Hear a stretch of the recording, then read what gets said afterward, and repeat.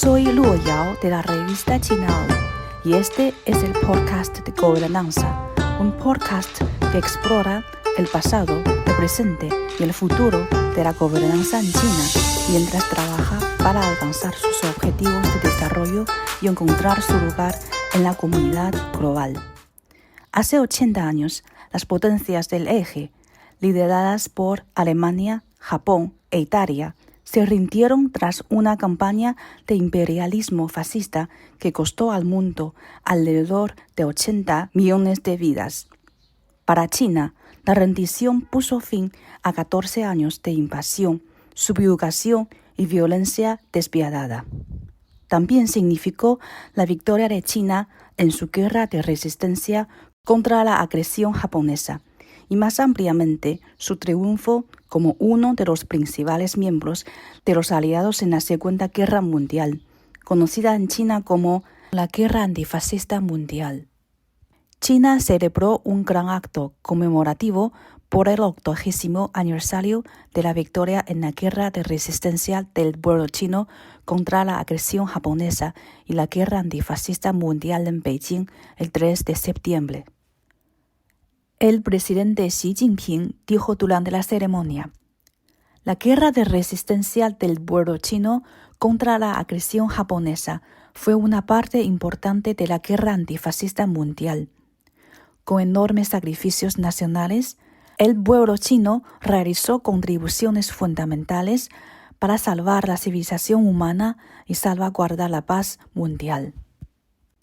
En este episodio de podcast de Gobernanza, hablaremos con Wang Chaoguang, exdirector del Instituto de Historia Mundial de la Academia China de Ciencias Sociales, quien nos explicará por qué China suele referirse a la Segunda Guerra Mundial como la Guerra Antifascista Mundial y por qué es importante conmemorar la victoria sobre el fascismo 80 años después.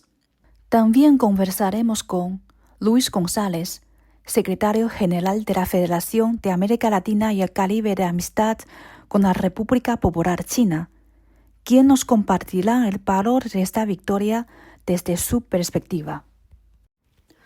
Hola, señor Wang, muchas gracias por concedernos esta entrevista. ¿Por qué las fuentes chinas a menudo se refieren a la Segunda Guerra Mundial como la Guerra Antifascista Mundial? ¿En qué se diferencia? ¿Y cuál es la relación entre ambas? China se refiere a la Segunda Guerra Mundial como la Guerra Antifascista Mundial, para reconocer su naturaleza como una guerra principalmente contra la agresión de la Alemania nazi, la Italia fascista, el Japón militarista y otros estados, que conformaban las potencias del eje, comúnmente denominadas el campo fascista. En el otro lado se encontraban países como China, la Unión Soviética, el Reino Unido y Estados Unidos, conformando los aliados, comúnmente llamados el campo antifascista. Las potencias del eje desataron guerras de agresión y conquista, violando la soberanía de las naciones que invadieron. En el proceso, cometieron genocidio, masacres a gran escala de civiles, bombardeos indiscriminados de ciudades, el despliegue de armas biológicas y químicas, el reclutamiento forzado de trabajadores, la esclavitud sexual de mujeres, el maltrato de prisioneros de guerra y otras graves violaciones de los derechos humanos fundamentales, los principios humanitarios y la dignidad humana. Estos crímenes de lesa humanidad contravenían flagrantemente la justicia y el derecho internacional, por lo que fueron universalmente reconocidos como crímenes de guerra y confirmados como tales en los juicios de Nuremberg y Tokio tras la guerra. Por estas razones, China honra la gran victoria de la guerra antifascista mundial como un triunfo de la justicia sobre el mal. Referirse a la Segunda Guerra Mundial como la guerra antifascista mundial destaca su naturaleza y orígenes, y es un recordatorio de lo que estaba en juego en el conflicto. Mucha gente en el mundo considera la guerra en China como parte del teatro del Pacífico y no como un teatro separado. Pero en realidad, el pueblo chino mantuvo su posición en un importante teatro oriental de la guerra antifascista mundial. ¿Qué puede compartir sobre este tema? The Eastern Theatre of the World Anti-Fascist War. El teatro oriental de la guerra antifascista mundial comprendía principalmente tres escenarios interconectados pero distintos: el teatro de China, el teatro del sudeste asiático y el teatro del Pacífico. Aunque juntos forman lo que a menudo se denomina el teatro oriental, cada uno operó más o menos por separado en términos militares. Es incorrecto considerar el teatro de China como parte del teatro pacífico.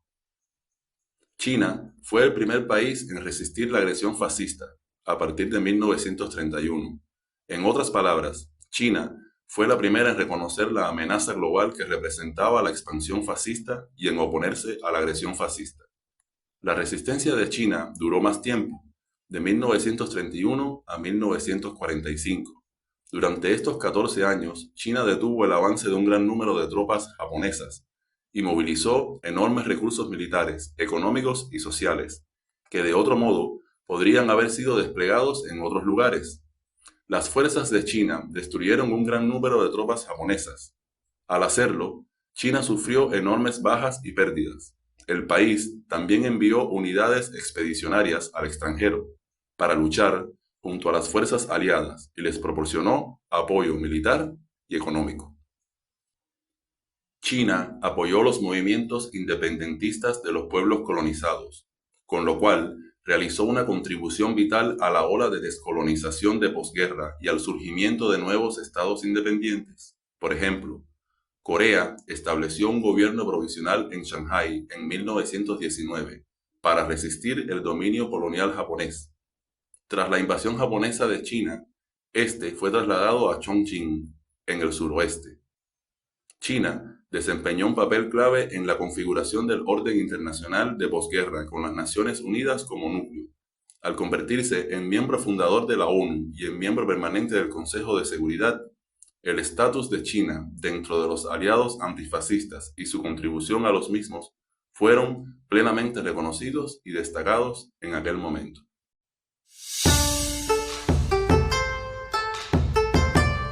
A continuación, los acompañará Luis González, secretario general de la Federación de América Latina y el Caribe de Amistad con la República Popular China, quien nos ofrecerá su perspectiva sobre el valor de esta victoria. Estimado Luis, le agradecemos mucho por concedernos esta entrevista. En su opinión, ¿qué importancia tienen para la comunidad internacional actual las actividades conmemorativas del 80º aniversario de la victoria en la guerra antifascista mundial, incluido el evento conmemorativo del desfile militar en China, para recordar la historia y valorar la paz? ¿Cuál es la opinión general que se tiene desde la República Dominicana y América Latina y el Caribe al respecto?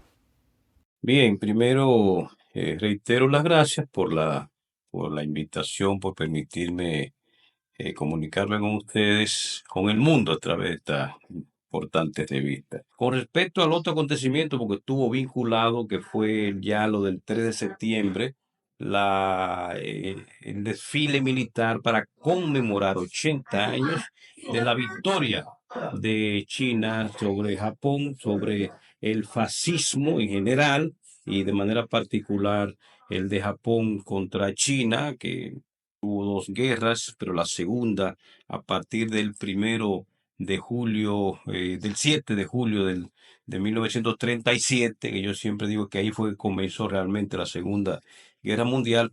Eso también envía un mensaje claro de que China no puede dejar olvidar lo que sucedió ahí para evitar que se repita, y que al final lo que se quiere es que los pueblos del mundo se respeten. La República Dominicana, que es un país que respetamos el principio de una sola China, que es un país que respeta y admira a China y que está dispuesto a trabajar por la paz de un nuevo orden global. Desde 1840, año que marcó el inicio de un siglo de turbulencias, la revitalización nacional ha sido el mayor sueño del pueblo chino. La visión del presidente Xi de lograr la revitalización nacional a mediados de este siglo es una expresión de ese sueño. El plan va más allá de la recuperación de la nación e incluye la construcción de la comunidad de futuro compartido de la humanidad. Un mundo abierto, inclusivo, limpio y hermoso que disfrute de paz duradera, seguridad universal y prosperidad común.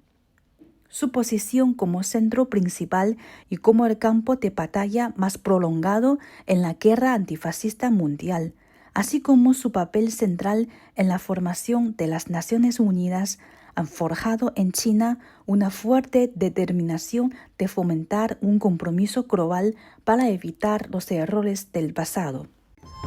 A lo largo de esta serie, exploraremos temas relacionados con el presidente Xi y cómo se practica el gobierno en China.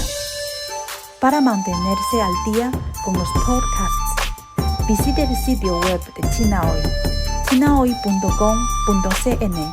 Encuéntrenos en YouTube o Spotify con la etiqueta China Hoy o búsquenos en el sitio donde obtiene sus podcasts. Soy Luo Yao en Beijing. Gracias por escuchar el podcast de Gobernanza. Adiós por ahora.